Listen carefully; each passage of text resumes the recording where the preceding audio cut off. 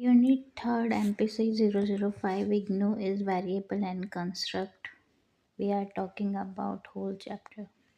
This is the introduction. Introduction say a research problem there are two important consideration the use of construct or concept and the construction of hypothesis. भी research problem के ऊपर काम करते वक्त दो महत्वपूर्ण बात ध्यान रखने योग्य है। यूज़ ऑफ कंस्ट्रक्ट यानी कि उस रिसर्च को किस अवधारणा के ऊपर बनाया गया है वो, और concept and the construction of hypothesis, और उसी मापदंड के अनुसार आपकी परिकल्पना या कल्पना का निर्माण करना।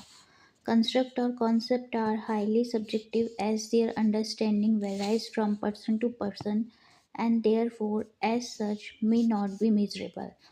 अब ये मापदंड और विचारधारा दोनों ही हर व्यक्ति के अनुसार अलग अलग होती है, इसलिए इसे मापा जाना बड़ा दिक्कत देता है। In a research study it is important that the concept use should be operationalized in measurable item so that the extent of variation in respondent understanding is reduced if not eliminated। तो किसी भी research को करते वक्त ये बहुत ज़रूरी हो जाता है कि जो उसके कॉन्स्ट्रक्ट या कॉन्सेप्ट हैं उनको नापा जा सके, ताकि knowledge about construct and variable are very important to understand conceptual clarity, ताकि उस प्रस्तावना के प्रति आपके दिमाग में एक स्पष्टता आ जाए एंड क्वांटिटेटिव एक्यूरेसी, और आप उसको किन्हीं गणनाओं में नाप सकें to provide the fine turning to research, ताकि आपकी रिसर्च किसी एक टर्निंग पॉइंट के लिए अग्रसर हो सके, आगे बढ़ सके और सटीकता के रूप में आप रिसर्च आगे बढ़ा सके। तो now the meaning of variable name implies का मतलब है तात्पर्य, इज समथिंग दैट वेराइज, यानी कि वेरिएबल या चर राशि उसको कहते हैं जिसको आप कभी भी बदल सकते हैं, अलग अलग हो सकती है। वेबस्टर से a thing that is changeable और a quantity that may be have a number of different values.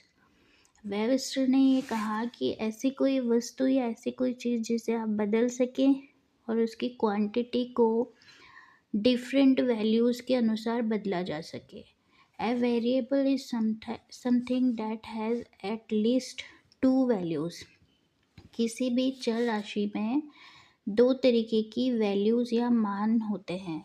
Value of variable यानी कि उस राशि की खुद की ही कोई वैल्यू या आंकड़े, टू बी ऑब्जर्वेबल जिनको कि आप जांच परख कर सको, ऑब्जर्व कर सको। In behaviour scientist define more accurately and simplify, जो बिहेवियर यानी किसी के व्यवहार के ऊपर जो विश्लेषण करने वाले वैज्ञानिक होते हैं उन्होंने इस चीज़ को और अच्छे से समझाया है।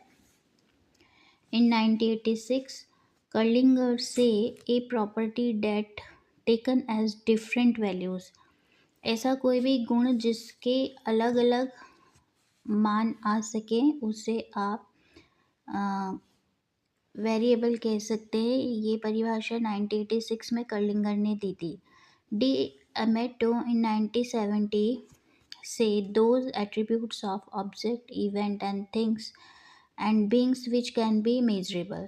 1970 में डी अमेटो ने ये कहा था कि ऐसा कोई भी वस्तु, घटना, चीज़ या कुछ भी जिसकी गुण या लक्षणों को आप बदल सकें और साथ ही उन्हें माप भी सकें, तो इसे आप वेरिएबल कहेंगे। In 1949 Postman and Egan a variable is a characteristic और attribute that can taken on a number of value, यानी कि एक चर राशि वो विशेष गुण रखती है जिसकी वैल्यू को, जिसके आंकड़ों को आप बदल सकते हैं, बदले जा सकने का गुण होता है। जैसे कि IQ, sex, level of anxiety, different degree of illumination are example of variable commonly used in psychological research.